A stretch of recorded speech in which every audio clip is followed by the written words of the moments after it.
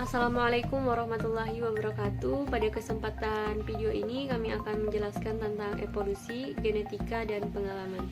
Apa sih yang dimaksud dengan evolusi, genetika, dan pengalaman?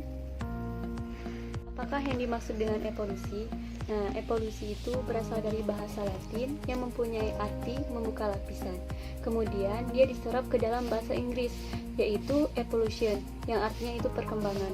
Nah, sedangkan menurut Lasker, dia mendefinisikan bahwa evolusi itu sebagai pembaharuan sifat keturunan dalam jangka yang panjang.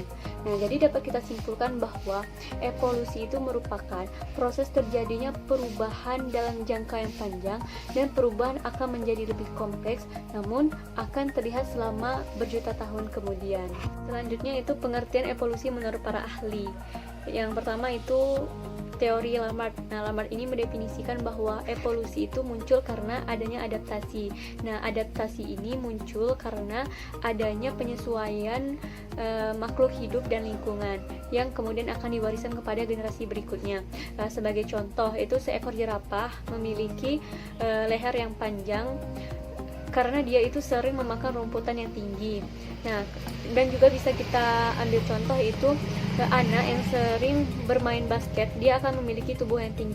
Itu teori Charles Darwin. Nah, di mana Charles Darwin ini tidak sependapat dengan gagasan dari Lamarck. Nah, dia mengungkapkan bahwa evolusi itu terjadi karena adanya seleksi alam. Bahwasanya spesies yang hidup pada saat ini adalah bermula dari spesies masa lampau.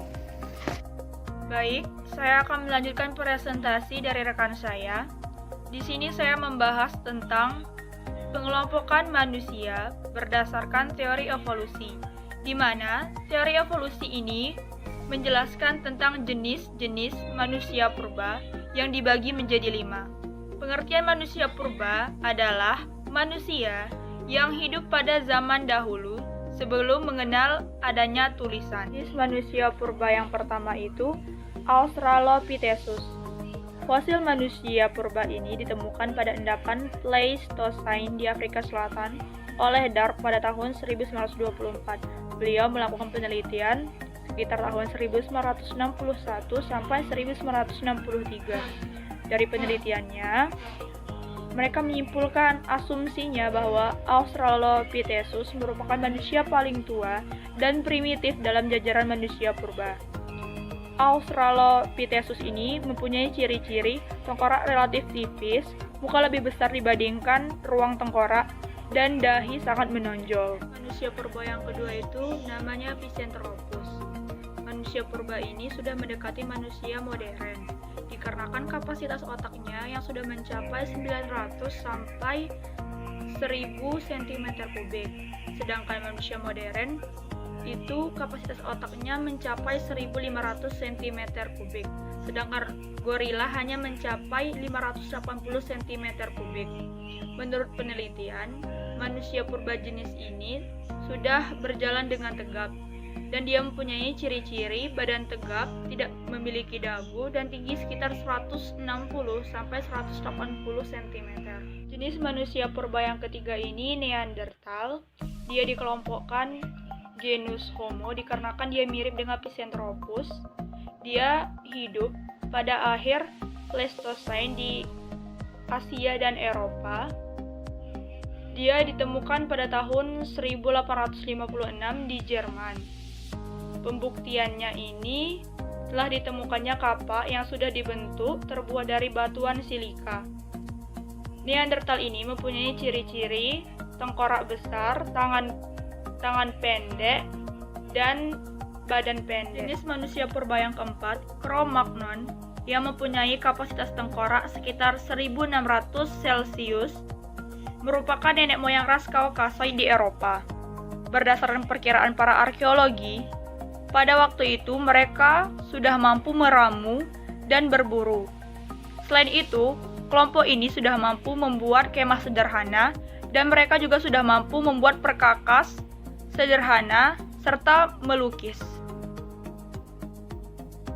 Jenis manusia purba yang terakhir, Homo sapiens, yang mempunyai ciri-ciri bentuk muka datar dan lebar, mempunyai akar hidung yang lebar, Isi tengkorak fosil Homo diperkirakan antara 1000 sampai 2000 cc, memiliki tinggi badan yang bervariasi antara 130 sampai 210 cm, diperkirakan berat badannya sekitar 30 sampai 150 kg.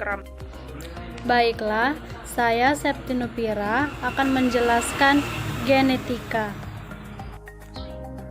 Apa sih yang dimaksud dengan genetika? Genetika adalah ilmu yang mempelajari segala sesuatu yang berhubungan dengan pemindahan informasi dari sel ke sel lain dan pewarisan sifat yang disebut dengan hereditas dari induk ke anaknya.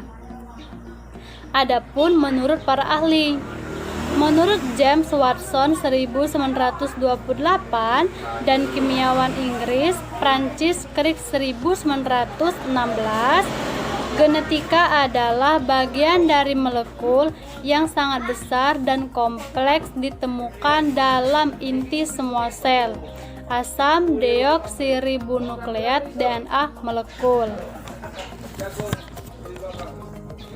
Menurut Ovisma, teori ini berpendapat bahwa sifat nyata adalah keturunan dari telur yang dihasilkan oleh induk betina, sementara sel laki-laki hanya memproduksi cairan berfungsi sebagai pengingat perkembangan telur.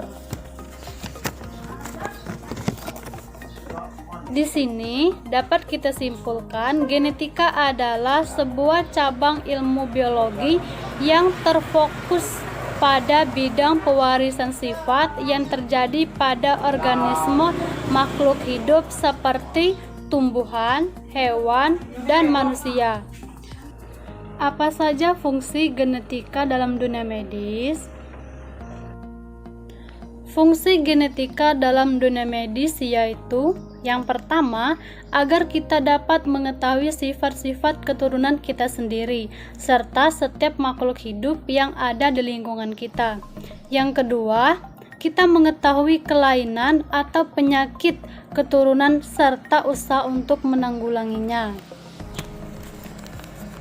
Dan yang ketiga, menjajaki sifat keturunan seseorang, misalnya golongan darah, yang kemungkinan diperlukan dalam penelitian warisan, harta, dan kriminalitas. Dan yang terakhir, untuk mempelajari sifat kejiwaan atau persarafan seseorang yang ditentukan oleh sifat keturunannya. Selanjutnya, pengalaman. Pengalaman adalah yang merupakan kombinasi dari penglihatan, penciuman, pendengaran, serta pengalaman masa lalu. Pernyataan itu dicetuskan oleh Notoatmojo dalam Saparwati 2012. Dari beberapa pendapat tersebut dapat disimpulkan bahwa pengalaman adalah sesuatu yang pernah dialami, dijalani, dan dirasakan yang kemudian disimpan di dalam memori. Faktor yang mempengaruhi pengalaman.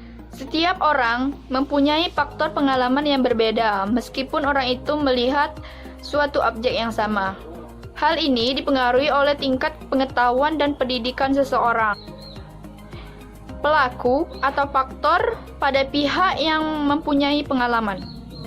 Faktor objek atau target yang dipersepsikan. Dan faktor situasi di mana pengalaman itu dilakukan. Faktor yang kedua, umur, tingkat pendidikan, latar belakang sosial ekonomi, budaya, lingkungan fisik, pekerjaan, kepribadian, dan pengalaman hidup setiap individu juga ikut mempengaruhi pengalaman. Perkembangan perilaku, interaksi, faktor-faktor genetik, dan pengalaman. Ontogeni adalah perkembangan individu selama hidupnya, sedangkan filogeni adalah perkembangan evolusioner spesies selama berabad-abad. Studi-studi selective breeding membuktikan bahwa gen mempengaruhi perkembangan perilaku. Kesimpulan ini bukan berarti menyiratkan bahwa pengalaman tidak ikut mempengaruhi psikologis. Para pakar genetika meneliti perilaku-perilaku individu yang kesamaan genetiknya diketahui. Contoh, kembar monozigotik yang berkembang dari zigot yang sama dan oleh karena itu akan identik secara genetik dengan kembar dizigotik yang berkembang dari dua zigot. Oleh karena itu dibilang tidak ada bedanya dengan sepasang saudara kandung biasa.